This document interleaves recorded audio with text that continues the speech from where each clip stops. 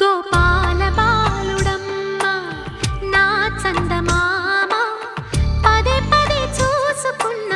తనివి తీరదమ్మ రారా కన్నా కడుపారా కన్నా